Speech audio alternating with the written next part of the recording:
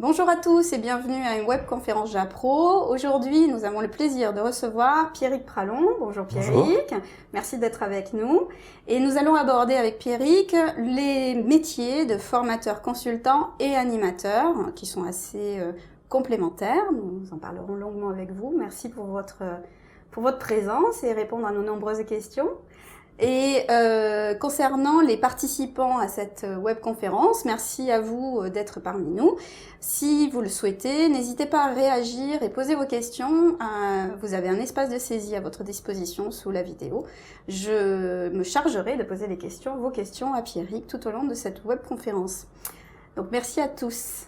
Donc à nouveau bonjour et merci d'être parmi nous. Eh ben merci, c'est un plaisir aussi de venir témoigner un peu de ce métier. Eh bien écoutez, on va essayer d'être le plus complet possible pour donner des informations à nos spectateurs et internautes qui aujourd'hui sont intéressés par votre métier. Mais avant de commencer, est-ce que vous pourriez en quelques minutes vous présenter à nos spectateurs et nous dire un petit peu qui vous êtes ? Alors, en quelques minutes, alors moi c'est Pierrick Pralon, comme vous l'avez dit. Oui. Je viens d'un milieu du web, c'est-à-dire que j'ai fait mon parcours d'études, j'ai fait 5 années d'études dans le web, la communication en général, comment être premier sur Google, comment créer un site internet, comment faire une carte de visite. Donc tout ce qui touche de près ou de loin en fait à l'outil informatique et la PAO, et la communication et le web. D'accord. À la fin de cette étude, avec ce bagage-là, j'ai travaillé un petit peu dans un centre de formation, puis j'ai décidé du coup de me lancer moi-même en tant qu'organisme de formation, donc spécialisé dans ce que j'ai fait dans mes études. D'accord. Et aujourd'hui, je vais délivrer des formations professionnelles de courte durée sur ces domaines-là. D'accord, donc vous allez mettre à profit votre cursus de formation et votre formation initiale pour ensuite transmettre. C'est ça. Alors je suis pas tout à fait dans la continuité de mes études, dans le sens où je suis pas prestataire ou en train de travailler dans une agence comme l'aurait pu le laisser entendre mes études. Oui. Mais j'ai pris toute la connaissance technique que j'avais. Oui. Et je m'en sers aujourd'hui pour la transmettre. Et je me suis rajouté avec mon parcours professionnel l'aspect formation, l'aspect pédagogie. D'accord, très bien. Eh bien, écoutez, merci beaucoup pour ces éléments. C'est important, ça nous aide à cerner, voilà, d'où vous venez et comment vous êtes arrivé à ce métier de formateur consultant. Et d'ailleurs, est-ce que vous auriez la possibilité de définir ce métier de formateur consultant animateur? Donc, il y a peut-être une différence entre les deux, si vous pouvez nous éclairer. Alors, c'est vrai que vu que je suis indépendant et que je travaille, je pense aussi bien sous la casquette de formateur animateur que de formateur consultant. Oui. Il va être un peu difficile pour moi peut-être de définir exactement les deux. De mon point de vue, je pense que le formateur consultant va prendre un problème, peut-être plus se pencher sur le problème en question, le projet de la personne. D'accord. Et apporter une formation personnalisée, je dirais. D'accord. Si j'illustre par exemple avec mon métier, au lieu d'enseigner à quelqu'un la création de site internet, on va prendre son site internet, son projet et créer son site internet. Et vous allez appliquer la formation par rapport aux problématiques de la personne. Donc je ne vais pas lui apprendre à créer des sites internet, mais je vais lui apprendre à créer son site internet et administrer ce site-là. Donc ça sera une formation un peu unique puisque à chaque fois ça change en fonction des différents sites, des différents besoins. D'accord. Ça serait plutôt pour moi la partie formation. Voilà, plutôt consultant, la partie et l'animateur. Pour moi, c'est ça. L'animateur serait plutôt dans les cas où je suis dans une salle et je vais encadrer une dizaine de personnes et on va du coup apprendre le logiciel Excel par exemple. Et là Excel, que ça soit pour une pratique ou pour une autre, généralement c'est à peu près les mêmes fonctionnalités. D'accord. Et donc du coup je vois plutôt ça moi dans l'animation plutôt que vraiment la personnalisation, la construction. En fait, on va parler plutôt de construction de formation quand on est consultant, à partir de diagnostics peut-être et de besoins identifiés de la personne ou d'un groupe de personnes. Oui. Et après, une formation adaptée à ce besoin, on est plutôt sur le volet consultant. Et après, on est sur l'animation. Donc, le consultant peut être amené à animer les propres formations qu'il a. Donc, c'est pour ça, je pense que, oui, voilà. C'est très complémentaire. Les deux sont très complémentaires. Et effectivement, parfois, on va faire vraiment une journée entière d'animation pure et dure. Et parfois, ça va être un projet sur plusieurs jours où on va vraiment essayer de construire, d'aller un peu plus loin. D'accord. D'accord, donc vraiment on parle de complémentarité vis-à-vis des deux fonctions, puisqu'on. Oui, moi je fais aussi bien l'un que l'autre en fonction des besoins. D'accord, d'accord. Donc du coup, vous travaillez, moi on me pose la question, c'est Anissa qui nous pose la question, bonjour Anissa. Cette volonté de former, de partager et donc de devenir formateur, vous l'avez eu à quel moment dans votre cursus ? Alors, c'est une expérience pro. Qu'est-ce qui l'a déclenché en fait ? C'est une fois que j'ai terminé mes études, j'ai rejoint un centre de formation. Et j'étais pas encore formateur, j'étais plutôt la personne qui était capable d'écouter le besoin du client et d'avoir assez de technique pour comprendre le formateur. D'accord. Par exemple, un client qui a besoin d'un site internet, j'étais capable du coup de trouver le formateur qui va plutôt faire, il y a plusieurs types de sites internet, vitrine, e-commerce. D'accord. Et du coup de faire le médiateur entre les deux. D'accord. Et à force de faire des liens, l'expertise qui vous a amené vers là, d'accord. Petit à petit, je me suis dit pourquoi pas moi aussi, basculer. Je ferais formateur. Et du coup, cette appréhender d'être devant un public de plusieurs personnes, ça vous a pas... Alors, ça vous a si plu au départ, tout de suite. forcément. Oui, voilà, c'est quelque chose. Mais avec les études, déjà, on avait eu beaucoup d'oraux, déjà des présentations devant des jurys, donc on est déjà été habitué à tout ça. D'accord. Et l'oral, qui était vraiment une peur au départ, au fil des années, ça allait. Et puis les formations, au début, j'étais avec les toutes premières formations, j'étais vraiment de l'individuel ou 2 personnes. Et puis petit à petit, après, il y a eu 5, 17, 10 personnes. D'accord. Et maintenant, finalement, que ça soit un gros groupe ou un petit, ça revient au même. Ça revient, vous avez autant de plaisir. Ça revient au même. Ouais. Au niveau de l'appréhension. De l'appréhension en tout cas. D'accord. Bon, j'espère qu'Anissa, on a pu répondre à votre question. Et d'autres questions arrivent aussi de Maëlle, notamment, qui nous demande si vous êtes plutôt indépendant ou si vous êtes salarié. Je pense que d'après ce que vous expliquez, vous êtes plutôt à votre compte. C'est ça. Vous avez décidé d'avoir quel statut quand vous vous êtes lancé dans la vie, dans cette carrière de le formateur? statut juridique que j'ai, c'est l'auto-entreprise, tout simplement. D'accord. Pour commencer, tout simplement parce que c'est le plus simple, le plus souple juridiquement. Oui. Et surtout, dans la formation, c'est de la prestation de service. D'accord. Et je vends pas de biens, donc je n'ai pas besoin de différencier mon bénéfice. Après, c'est des choses techniques, oui, mais c'est juridiques. Voilà. Mais en tant qu'auto-entreprise, quand on vend du service, c'est un des statuts les plus recommandables. D'accord. Donc après, chacun fera ses choix en fonction des objectifs, mais c'est vous. Pour se lancer, je pense que c'est l'idéal, au moins les 2 premières années, de partir sur ce statut. Et après, de s'orienter peut-être sur un statut un peu plus gros. Oui. Mais il est vraiment pratique pour faire tremplin et pour se lancer. Si ça marche pas, en fait, on n'a rien à perdre. D'accord. On n'a pas de frais de fermeture, d'ouverture, pas de capital. D'accord, donc on a quand même de la liberté. Ouais, le statut. Le risque est assez mince quand on démarre. Parce que je ne sais pas si vous l'avez dit, vous avez votre activité depuis combien de temps? Alors, depuis mi-2015, début 2015, non, mi-2015, je dirais. Mi-2015, d'accord. Donc, avant, vous étiez en centre de formation quand vous êtes sorti de votre cursus scolaire universitaire. Et après, vous avez, après cette expérience, pris la décision, donc depuis 1 an et demi, de voler par vos propres ailes. Voilà. Et donc, du coup, c'est vrai que ce statut-là, il limite les risques. D'accord. Dans ce sens-là, pour finir. C'est intéressant. Du coup, on peut aussi peut-être cumuler avec si le temps le permet, une situation plutôt salariée et auto-entrepreneur. On peut être à mi-temps, on peut faire. En fait, auto-entreprise, on peut tout à fait être une salariée à temps plein. Et ça ne coûte rien de l'ouvrir, ça ne coûte rien de la fermer. D'accord. Et on va du coup payer des cotisations qu'au moment où on gagne du chiffre. Donc globalement, si on le laisse comme ça, ça n'a pas d'incidence. Il y a un petit impôt professionnel à encaisser, mais c'est pas grand chose. Donc du coup, c'est pas des gros risques. C'est pas un gros risque, non. On peut lancer sur une année sans prendre de risque. D'accord. Bon, donc c'est le choix que vous avez pris en tout cas. Voilà. Et maintenant que ça s'est bien démarré, on va certainement partir sur autre chose. Mais au début, on sait jamais. Mais pour l'instant, on sait.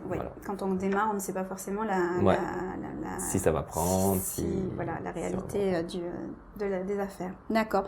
Merci beaucoup Pierrick, merci d'avoir répondu merci pour les questions. À ces questions. Merci beaucoup. Continuez à réagir. On essaiera de vous évoquer. Voilà, tout à fait. Concrètement, votre quotidien aujourd'hui est composé de quoi? Comment sont faites vos journées ou vos semaines? On peut parler de. Alors. Est-ce qu'on peut parler de semaine type? Non. Non. On peut pas parler de semaine type. D'accord. Il y a certaines choses qui vont revenir, mais non, globalement, je peux pas parler d'une journée type ou d'une semaine type. C'est généralement, si je déroule ma journée, le matin, quelle que soit la journée, c'est une consultation des mails. Il y a au moins une demi-heure de mails à traiter parce qu'il y a toujours des mails qui arrivent, comme beaucoup de personnes.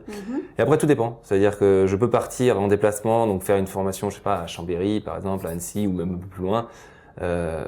Donc là, dans ce cas-là, c'est la journée entière. Parfois, ça va se segmenter en demi-journée. Je peux avoir dans la même journée, je peux avoir 2 séances, une le matin, une l'après-midi. Parfois, je fais des formations à distance. D'accord. Donc du coup, là, ça peut être des modules de quelques heures. Et en plus, l'activité de formation représente 80% de mon temps. à peu près, et j'ai une partie aussi où je crée moi-même des sites internet, où je D'accord. crée aussi également des autres choses. Donc ça peut être aussi, dès qu'il y a un temps vide, un peu de prestations. D'accord. Et à quel moment intervient cette notion qui est liée au consultant, c'est-à-dire de diagnostic de besoin et de construction de formation dans cette journée que vous nous avez évoquée, Alors, semaine que vous avez évoquée? dès qu'il y a un temps de pause, par exemple, souvent si je forme, dans la formation, la plupart du temps, toutes les 2 heures, il va falloir faire une pause. Sinon, la personne en face Oui. n'est plus réceptive. D'accord. Donc, pendant ce cadre de pause, je vais passer un coup de fil pour du coup auditer la prochaine personne qui va D'accord. arriver dans 2 semaines pour mettre au point déjà un premier plan de formation, savoir ce qu'elle veut à peu près. On essaie de fixer les objectifs. Mhm. Et puis, généralement, c'est le jour de la première formation où là, on va vraiment pouvoir rentrer D'accord. dans le besoin. On va prendre 1 heure, 2 heures pour vraiment se dire, ajuster. voilà, de prendre le temps de se connaître, où c'est qu'on va ensemble, pourquoi je suis là, et donc du coup, quel est le type de besoin final qu'on va répondre. Et adapter au jour de la formation Voilà. en fonction des besoins exprimés. Très bien. On me demande, c'est Julie qui demande, est-ce difficile de se constituer une clientèle au départ? Comment vous avez pu mettre en place votre activité? Au tout départ, je suis parti du centre de formation avant, que je vous évoquais. Oui.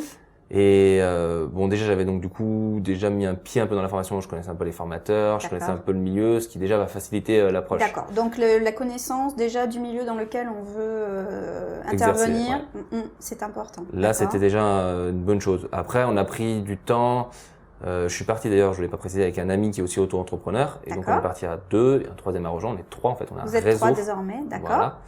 On a un réseau de tous les 3 auto-entrepreneurs, mais travaillons comme sous forme d'entreprise. Et ensuite, on a pris le temps, tout simplement. Les premiers mois, ça a été la création de supports, de sites, de savoir quelle était notre cible. Là, il va falloir une veille, c'est une grosse veille. D'accord. Là, comme tout le métier, ce qu'on appelle une étude de marché. Tout simplement, on s'est renseigné. Et les premiers clients, ça a été au téléphone. D'accord. C'est-à-dire que mon ami, qui est plutôt commercial, va passer beaucoup de coups de téléphone par jour. Ouais. Et l'avantage de la clientèle qu'on arrive à construire assez rapidement, c'est qu'on a un argument qui est quand même qui est quand même assez qui a du poids, pardon. On passe par des budgets d'État. D'accord. C'est-à-dire que chaque personne qui travaille, comme le DIF anciennement pour les salariés, qui est devenu le CPF, on a tous de formation. On a tous des budgets et on a tous un numéro d'OF, donc d'organisme de formation, qui nous permet de passer par ces budgets. Et donc finalement, quand on vend une formation, elle est remboursée, donc elle est vendue à coût zéro. Ce qui, du coup, pour une clientèle, même si la personne... il y a un investissement en temps pour la personne, parce que j'imagine... il y a une partie administrative, il y a aussi une partie... oui. Le temps de la formation, mais elle n'a pas grand-chose à perdre. Voilà, la prestation en elle-même est couverte par le système de financement. C'est ça. Ce qui fait que c'est pour ça aussi qu'on a essayé de partir sur ce domaine-là. D'accord. C'était un énorme argument de vente. Oui. Et les premiers clients qu'on a eus ont été satisfaits, et après le bouche à oreille. Le bouche à oreille dans ce milieu-là marche grandement. On a donc du coup d'autres personnes qui reviennent depuis ces clients-là. D'accord. Vu qu'elles ont trouvé le moyen de se faire financer les formations, et les formations derrière leur permettent de maîtriser leur site internet, et comme tout. Ont répondu à leurs besoins. Tout indépendant, même, je ne sais pas moi, un simple indépendant tout seul a besoin d'un site internet pour être présent sur internet et de faire un peu plus de clientèle. D'accord. Donc du coup, c'est au fur et à mesure que vous avez construit votre clientèle en fonction du bouche à oreille. Ce bouche à oreille, est-ce qu'il est lié aussi à votre présence sur ce qu'on appelle les médias sociaux ? Ou est-ce qu'on est plutôt sur une sphère un peu plus limitée avec des coups de téléphone On va avoir beaucoup de nos entrées clients, c'est le commerce, c'est une approche commerciale téléphonique souvent. D'accord. Là, ça va être énormément je sais pas, j'ai pas de pourcentage, mais au moins 70% de nos clients rentrent comme ça. D'accord. Et une fois généralement en plus aujourd'hui, on a beaucoup de personnes qui reviennent. C'est-à-dire qu'on a fait une formation, on en a fait 2, 3. Donc maintenant tous nos clients, on est déjà à la 2e, 3e formation, ce qui fait que c'est plus vraiment une nouvelle entrée. Ça génère d'autres à chaque fois, ça en repart. Et c'est vrai que vu qu'on est un peu censé délivrer des formations dessus, il est normal aussi qu'on soit présent sur les médias sociaux. C'est les médias sociaux, c'est le site internet qui va nous apporter quelques entrées. C'est aussi des plateformes comme le Rhône-Alpes Orientation, sur lequel on a inscrit, qui nous a apporté pas mal de personnes. Pôle emploi aussi qui nous D'accord. inscrit et qui du coup nous rapporte des demandes. Des demandes, d'accord. Donc ça permet aussi, donc on va développer les réseaux, les médias sur Ça, lesquels on va c'est communiquer, intéressant. c'est aussi un élément. C'est une question Franchement. d'ailleurs qu'on me pose, c'est Régis qui le pose. Bonjour Régis. Quel conseil donneriez-vous à un jeune porteur de projet, ce qui est mon cas? Je souhaite m'orienter vers le conseil et la formation dans un domaine proche du vôtre. Quel conseil vous donneriez à cette personne pour s'installer Alors, Donc on parlait des réseaux, peut-être ça en est un des conseils. ça c'est un c'est-à-dire, conseil, mais c'est vrai que c'est un conseil mais qui doit valoir pour tout type de métier, pas forcément la formation. Je Oui. veux dire, il est important, je pense, de se développer sur Internet. Nous, vu que effectivement on délivre des formations qui sont liées avec le web, Oui. il est indispensable d'être présent sur le web, sinon D'accord. on serait pas crédible. Sinon, ce serait pas crédible. Tout simplement. D'accord. Donc, en Donc ça, fonction c'est un du conseil. domaine, voilà, si je reformule, en fonction du domaine, il faut être, on va dire, présent vis-à-vis du domaine sur lequel on va intervenir. Je Donc, pense c'est un qu'il y a premier pas mal de conseil. choses, parce que à travers des clients, je peux toucher des traiteurs, des sophrologues et tout. Depuis qu'on a fait un travail sur Internet, ça a fait plus dans la clientèle. Par rapport à la formation même, si on part sur la partie budget financé, Oui, ce qui est le plus important, puisque finalement ça permet d'avoir cet argument-là en plus, oui. le conseil, ça va être de s'armer de patience et devenir bon en administration. D'accord. Ça va être un conseil. Monter en compétence Ouais. sur cette partie-là. Sur la partie-là, c'est-à-dire qu'il y a une petite démarche à faire pour être apte et être autorisé à prendre les budgets de formation. D'accord. Ça, c'est pas très compliqué. Il y a un dossier à monter, il y a quelques démarches, mais ça va assez vite. Quelques mois suffisent et après, on a ce numéro-là qui est valable à vie. Il y a un petit peu plus d'administration à faire chaque année, mais c'est pas le plus lourd. Mais après, les financeurs, pour rentrer en contact avec eux, pour pouvoir avoir les budgets, tout ça, c'est vraiment compliqué. Il y a chaque financeur, chaque métier a son financeur particulier. Ce qui fait que derrière, on a des dossiers différents, ce qui fait qu'on a des paiements en retard. Donc de la patience, être bon en administration. Et finalement, même si derrière on peut dire à la personne que on fait une formation à coût zéro, dans la réalité c'est plus compliqué que Oui, ça. parce que c'est un coût de gestion il y a un pour, coût de gestion, pour voilà. vous. Oui. Donc nous on a limite séparé, c'est-à-dire que moi vu que je suis sur le terrain et je forme pas mal, ça va être la personne qui s'occupe du commercial qui va aussi monter beaucoup de dossiers. Donc, il faut Tout qu'il seul ait c'est des compliqué compétences, de tout gérer. de tout Enfin, gérer. c'est possible, mais dès qu'on a un peu trop de formation à faire, ça commence à faire beaucoup L'un d'heures. pâtit sur l'autre en fait. Voilà. Donc Faut il faut bien être conscient encaisser, en fait, que quand on a par exemple, je sais pas, 4 journées de formation à faire, il faut compter qu'il y a au moins 2 jours d'administratif. d'administratif. D'accord. Donc aussi. c'est un conseil à donner, prendre en considération cet aspect montage de dossier. Si Voilà, je peux, montage de dossier, c'est ce qu'on dit aussi. Si on peut dire. Voilà, très bien. Merci. Je pense vous avez répondu à J'espère. Régis. Hein. Oui, merci beaucoup. On demande, donc là, on parle des outils, donc on parlait de réseaux sociaux, etc. Vous utilisez quel outil? On parle de e-learning, des choses comme ça. Est-ce que vous avez ce genre d'outillage dans vos pratiques quand vous formez ou quand vous êtes amené à former, pour construire vos formations? Dans les outils donc du e-learning, Oui. nous on se sert, alors Startivia même, nous on se sert pas de e-learning. D'accord. Par contre, en tant que formateur, je interviens aussi pour d'autres centres de formation. Vous pouvez être amené à former sur du e-learning. Et alors non. Mais ça m'est déjà arrivé en fait d'intervenir pour d'autres centres de formation, tout simplement en tant que Pierrick Pralon. D'accord. Et eux ont des outils de e-learning, donc j'en connais quelques-uns. D'accord. Et je ne m'en sers pas spécialement. C'est des supports courts qui sont délivrés à la fin, qui sont plus intéressants peut-être qu'un simple livre, dans le sens où il y a des vidéos, il y a de l'interaction, des exercices. Mais on fait pas du e-learning, on fait du à distance, ce qui n'a rien à voir avec le e-learning. Ce sont deux choses différentes qui sont souvent confondues. Pour faire bref, le e-learning, ça va être donc du coup une plateforme vidéo. Ça peut être tout simplement une vidéo qu'on regarde avec des exercices. Une ressource, voilà. quelle qu'elle soit. Alors qu'une formation à distance, c'est une formation en présence, comme si on était là, sauf qu'il y a un écran qui nous sépare. Et si je veux faire simple, Skype étant le plus connu, c'est une plateforme de visio qui va nous permettre de se voir, de partager nos écrans et d'interagir exactement comme si on était en présence. Donc on a quand même deux choses entre des exercices et un tuto et un formateur individuel derrière son écran qui devra l'information de la même manière que c'est en présence. Donc vous allez plutôt utiliser le à distance. Le à distance, d'accord. Beaucoup de temps. Très bien. Donc ça, c'était une question de William. Qui en a une autre aussi. On va un petit peu déborder de ce que des questions. Qui vous demande. Est-ce que vous avez une anecdote à nous raconter ou un projet sur lequel vous avez aimé vraiment travailler? Alors, un projet sur lequel j'aurais vraiment aimé travailler. D'une manière générale, ce sont les sites internet qui demande, quand on part de zéro et qu'on doit réaliser le scénario de la D'accord. personne, c'est les projets les plus longs. C'est-à-dire qu'on va échanger avec la personne, elle va nous donner ses choses, on va commencer à avancer, petit à petit ça va pas aller, il va falloir changer. Et puis quand on arrive au bout et on voit qu'on a quand même un beau support, on peut mettre un projet en plus dans notre catalogue, ça nous fait un argument de plus lors des formations. C'est-à-dire que pendant les formations, je peux dire, on a fait ça, regardez comment on l'avait fait. Donc c'est valorisant. Ça fait plaisir, effectivement, pour la personne, pour moi-même. Oui. Et c'est peut-être ça les projets les plus complets, on va C'est dire. où on part vraiment de zéro, Voilà. d'une idée, d'une personne, et puis on Et essaye de la d'aller formaliser. jusqu'au bout.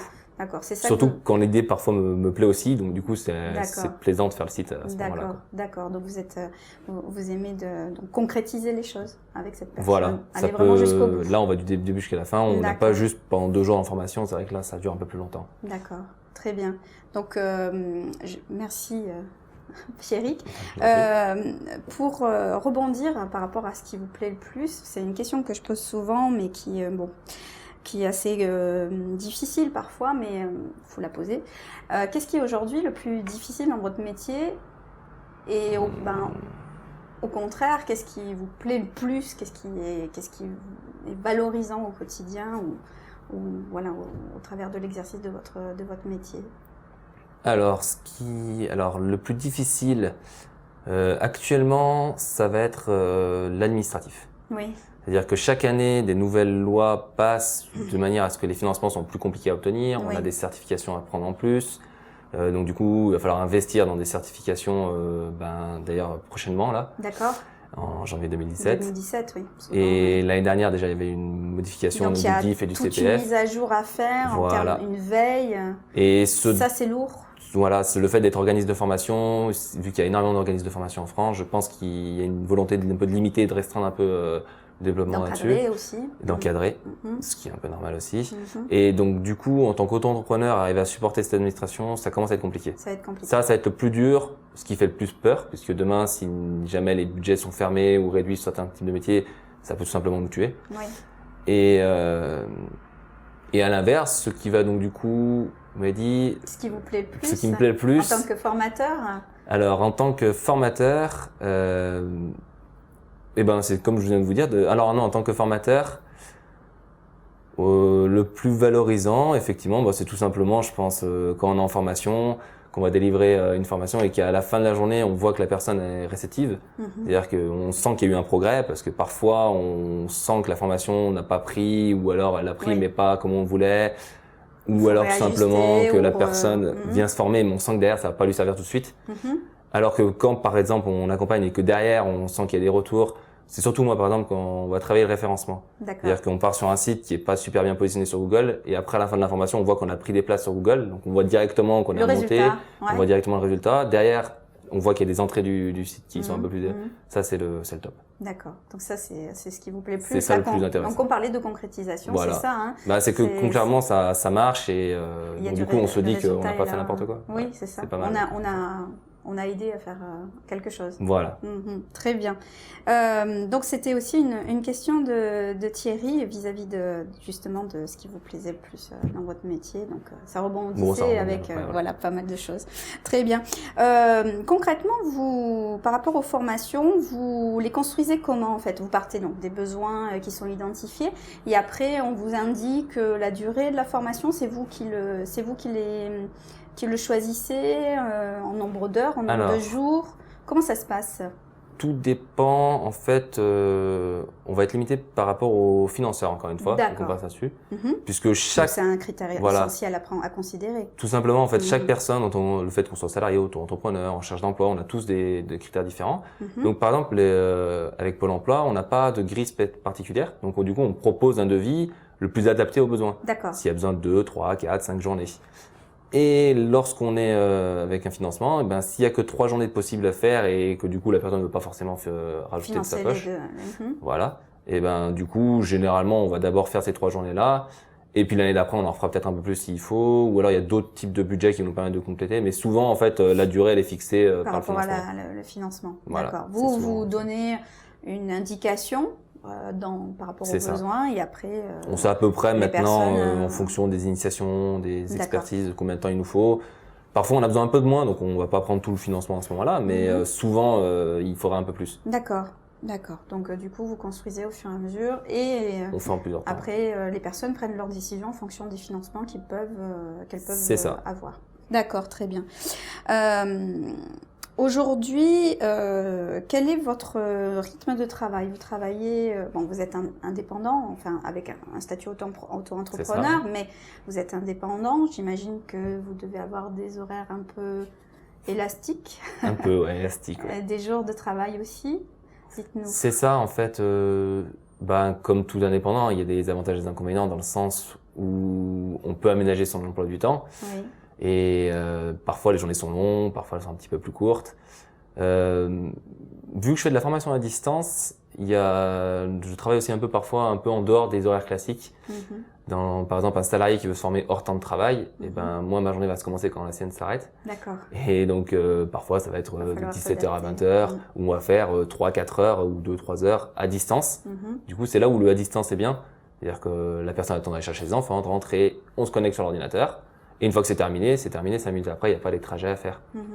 Donc parfois il y a un peu comme ça, on peut s'adapter, mais c'est un argument de vente. D'accord. C'est-à-dire que de dire qu'on est capable, au-delà d'un centre de formation qui va faire forcément une journée entière, oui, c'est ce que de greffer des petites heures par-ci par-là, c'est l'idéal. Déjà pour la pédagogie, c'est mieux de prendre 3-4 heures dans une journée plutôt que 7 ou 8. Et puis surtout de pouvoir les greffer un peu partout dans une journée. Vous avez la flexibilité que les centres de formation n'ont pas forcément. Voilà. D'accord. Donc globalement, si mes journées vont quand même à peu près être cadrées sur des horaires, parfois ça va déborder un peu sur le soir, mais de temps en temps, une matinée, il n'y aura rien de prévu. Du coup, je vais pouvoir travailler sur un site internet ou la construction d'une autre formation. Voilà, ou faire une visite, ou alors venir ici faire une interview, par exemple. Venir nous voir. Tout simplement. Voilà. Donc c'est l'avantage d'être indépendant. Pour l'instant, c'est l'avantage. On a une certaine souplesse qu'on aimerait conserver le plus longtemps possible. Oui, et pouvoir répondre du coup aux demandes aussi qui peuvent exister en termes de flexibilité. Voilà, vis-à-vis il y a des beaucoup de personnes demandes parce que la formation, le plus compliqué, souvent les gens sont prêts à se former, mais ils sont pas prêts à fixer 3 journées d'un coup. Surtout qu'on travaille beaucoup avec des indépendants, et dire à un indépendant, vous vous arrêtez pendant 4 jours d'un coup pour faire une formation, c'est quasiment impossible. Donc lui dire, vous arrêtez 4 heures ce matin, et puis 2 jours plus tard, vous arrêterez un petit moment ici, là c'est beaucoup plus possible. Après, il y a d'autres choix aussi. Aujourd'hui, vous êtes indépendant, mais les formateurs consultants, on peut les retrouver aussi dans des centres de formation, d'adultes notamment. Et là, effectivement, c'est plus cadré avec des horaires qui sont établis et ces personnes ont des horaires plus fixes. Moi, j'ai la version de l'indépendant, mais je connais beaucoup de formateurs salariés qui ont des horaires tout à fait normaux et il n'y a pas cette flexibilité-là qui est imposée. D'accord. Donc Julie justement demandait si cette flexibilité n'entraînait pas de difficultés de gestion de planning. Vous n'en avez pas Non, parce que du coup, au contraire, je veux dire, la gestion du planning, on va avoir donc du coup des dates à fixer. Et puis parfois, les personnes vont vraiment être disponibles, donc la journée va durer toute la journée, on va faire 3 jours d'affilée. Et puis pour certaines, quand elles vont du coup me dire, là je peux pas cet après-midi-là, on va pouvoir le décaler un peu plus tard. C'est vrai qu'il y a une gestion à faire derrière, mais moi, vu que je compense un peu avec de la prestation, si jamais pendant une demi-journée finalement je n'ai pas rien, je l'ai pas perdu, j'ai toujours quelque chose à faire. Il y a toujours un peu d'administration, il y a toujours une audit à faire, il y aura toujours donc en s'organisant. Ça fait partie du jeu. Est-ce que c'est un conseil que vous donneriez aussi, ça, de pouvoir avoir vraiment une bonne organisation pour c'est indispensable dans le sens où je reprends encore mes financements, mais il y a des dates à fixer. Et il ne faut pas en déroger. Et c'est ça. Et donc parfois les règles du jeu sont pas celles que celles que vous avez Parfois on peut établies. mettre une fourchette, donc on a 3 jours à faire pendant 2 semaines, mais il faut faire ces 3 journées pendant ces 2 semaines. Sinon le financement est caduque. Donc effectivement il faut une organisation et un bon agenda. D'accord, très bien. Bon, on espère avoir répondu à Julie. Et Anissa demandait aussi si vous aviez une méthode particulière vis-à-vis de la formation que vous prodiguez. Alors une méthode particulière, tout dépend en fait. Si je prends la casquette de l'animateur ou du consultant, quand je suis par exemple en salle et souvent quand on est en salle pour faire de la formation, ça va plutôt être de la bureautique. Ça va être du Word, du Excel, du PowerPoint. Et là, effectivement, j'ai un plan de cours. Je vais suivre mon plan de cours. C'est vous qui l'avez élaboré? Voilà, que j'ai élaboré, que j'ai fait il y a quelques temps. Et avec des exercices, des supports. Donc, parfois, je m'en écarte un peu si je vois que, je sais pas, j'ai plus des comptables ou alors des personnes qui ont plutôt une situation de secrétariat pour Excel. Je pense à Excel. Mais globalement, ça va être le même cheminement. D'accord. En revanche, quand je suis en formation individuelle et on va essayer de travailler des choses comme développement sur les réseaux sociaux, le référencement ou la création de sites, là c'est il n'y a plus vraiment de plan. C'est-à-dire que les niveaux sont tellement variés. Hétérogène, ouais. Voilà. Puis si on part sur un site qui a un sujet ou un autre, tout simplement, j'ai un plan, j'ai une trame, j'ai des informations à donner, mais je les donnerai jamais dans le même ordre. Oui, c'est ça. Vous adaptez vraiment, même au niveau de l'animation, au moment où donnez votre enseignement. En fait. Bah, si je vois que la personne a vraiment des besoins techniques, on va partir sur le technique. Si au contraire, en technique, elle est déjà très forte, mais il manque de la communication, bon, on va commencer par la communication. Donc je vais changer en fait en fonction de la personne. Vous allez adapter en fonction de... Puis à force d'en faire maintenant, on a à peu près les informations toujours stockées dans un petit coin. Vous commencez à avoir un peu d'expérience. D'accord. Justement, par rapport à la formation, il existe des formations en pédagogie. Est-ce que c'est quelque chose que vous avez suivi ou que vous souhaitez suivre, ou vous pensez qu'aujourd'hui, dans ce que vous faites au quotidien, ce n'est pas forcément une plus-value? Alors, ça aurait été effectivement peut-être un plus de partir avec une formation en pédagogie. Je me suis un peu en fait formé à voir d'autres formateurs travailler. D'accord. Et avant de se lancer, j'ai quand même pris 2 journées de formation avec une personne en pédagogie de formation, en remise à niveau un peu sur certains points aussi que je voulais délivrer derrière. D'accord. Et ça m'a servi en fait de base après pour partir. C'est important, vous pensez, pour se lancer dans ce métier-là? C'est bien de voir au moins un ou deux autres formateurs travailler. Oui, d'accord. Essayer d'assister à une formation, ça c'est pas mal. C'est pas mal de voir, d'appréhender, parce que la prise de parole en public, des choses au départ, comme ça, c'est un peu plus compliqué. Oui. Faut être bien à l'aise, faut bien avoir fait son support technique pour, en cas de problème, pouvoir toujours se repencher sur son support et repartir sur un autre élément. D'accord. Donc, c'est pas forcément obligatoire, mais ça peut être... C'est un plus, je pense, de prendre le temps, essayer de voir au moins quelques journées comment se déroule une formation. D'accord. Ce serait un conseil que vous donnerez. On est sur la fin là, de notre webconférence. Si on conclut en fonction des conseils et des informations que vous avez pu donner pour être un formateur un peu, qui puisse vraiment transmettre... Alors, je pense qu'il va falloir une certaine déjà volonté de transmettre. Oui. Et effectivement, il ne faut pas avoir peur d'autrui. Il faut surtout être à l'aise déjà sur la partie technique. Oui. Il faut, même si du moins sur le domaine sur lequel on souhaite. Bien sûr. Sur le domaine, il faut quand même être assez expert, même si on n'est pas parfait partout. Puisque moi, depuis que j'ai attaqué, j'ai appris plein de choses, parce que forcément, en formant d'autres personnes qui sont dans des milieux un peu similaires, on a toujours des infos à prendre, puis à redonner à une personne, puis à reprendre ailleurs. C'est un peu le but du jeu aussi. Donc, il faut être à l'aise en technique, je pense. Et après, tout simplement, se lancer, tenter, et peut-être effectivement prendre une petite formation de pédagogie de formation. Mais la pédagogie, c'est vaste. Tout dépend de la personne qu'on a en face. J'ai des formations où je vais avoir besoin d'encadrer vraiment tout le temps et de guider la personne parce que dès que la personne va être relâchée, elle va être perdue ou elle a besoin d'être guidée. D'autres, au contraire, c'est limite eux qui vont prendre le dessus sur l'animation et du coup, dans ce cas-là, je donne l'information. Donc, faut être souple et faut pas se dire, je vais dire ça, bonjour, je vais dire ça, puisque ça marchera pas. Au bout de 10 minutes, de toute façon, on verra avec la personne. Et il faut avoir une capacité d'analyse aussi rapide. D'accord. Dans les 20 premières minutes, maintenant, je suis capable de comprendre comment on va partir avec cette personne-là. D'accord. En formation individuelle. Ça, c'est l'expérience qui fait aussi cette possibilité-là. Oui, il faut être un peu attentif. Et puis s'adapter à aux personnes qu'on a en face de soi. Faut jamais oublier en fait que le but du jeu, c'est elle qui veut apprendre quelque chose et c'est pas nous qui devons avoir le besoin de dire c'est bon, je vais tout donner, je vais tout appris. Non, il faut que elle, on sente le retour comme quoi c'est en train d'apprendre. Parfois, ça va être un peu plus long, parfois ça va être des choses visuelles, des schémas ou au contraire beaucoup d'oral, beaucoup de pratique.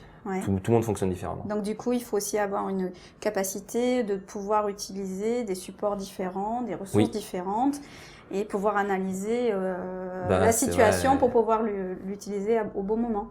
C'est ça, dans notre domaine, nous c'est le web, donc c'est une source d'information, il faut aller chercher des liens, récupérer des petites animations, des choses ludiques aussi, essayer de faire des exos.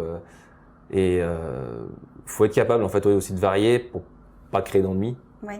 Même si généralement là-dessus j'ai jamais eu vraiment de problème et puisqu'on est toujours en train de faire pratiquer la personne pour un peu que ce soit quelque chose qu'elle a envie de créer, donc dans ce cas-là c'est ce que vous disiez tout à l'heure vis-à-vis de son propre site, peut-être de la faire travailler sur de des éléments très concrets, déjà ça permet et puis même généralement les personnes qui sont en formation, ça les sort un peu de leur milieu habituel et c'est à moins qu'on les ait obligées à venir dans la salle, elles sont assez ouvertes à essayer d'avoir de nouvelles informations et tant qu'à être ici, autant apprendre des choses. Autant apprendre, oui. Voilà. Bon, c'est un peu l'idée C'est un peu aussi. l'idée de la Ouais, formation. c'est ça, de la formation. Très bien.